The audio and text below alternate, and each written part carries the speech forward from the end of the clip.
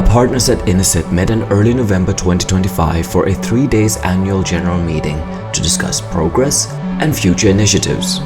Adequately hosted by our partners at the Jaroslav Cherny Water Institute in Belgrade and set right next to the Danube itself, everyone chipped in on issues, knowledge and findings encountered at the various demo sites. As these conversations usually occur, particularities got stuck into, simulations were shown, data was called out, and of course, kind words and agreements were exchanged in between.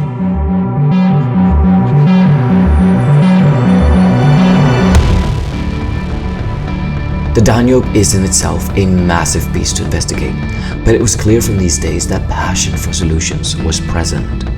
Additionally, with a pleasant forecast and adventurous ambitions, our hosting partners took us out on a beautiful journey along the Danube. Of course, with a more specific destination in mind. About 100 kilometers to the east of Belgrade, we made it through the widest section of the Danube River. Graciously, both by the driver and our hosting partners, plenty of stops for landscape photography, selfies, and talks about regional knowledge were facilitated. But our journey wasn't over here, and the Danube was not done impressing us.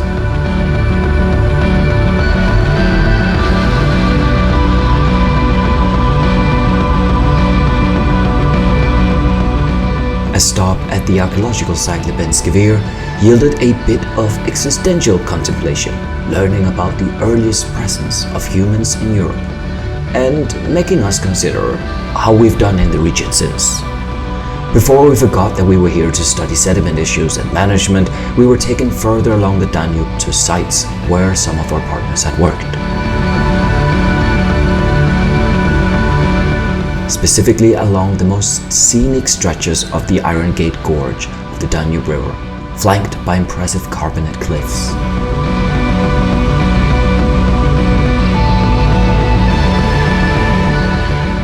And yes, that's a face carved into the cliff.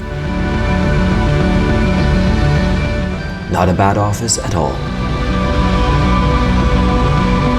Finally, after a 250-kilometer bus drive to the east of Belgrade, we arrived at our intended destination. The first Iron Gate hydroelectric power station, stretching over a kilometer across the Danube into both Serbia and Romania.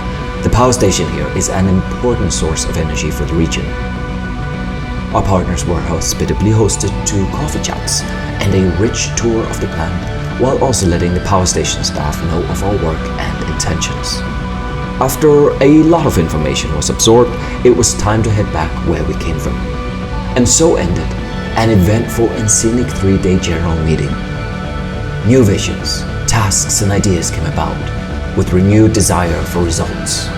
We hope you'll follow us on future journeys and plans as we seek to uncover more knowledge about sediment issues and management, not only in the Danube, but hopefully beyond as well.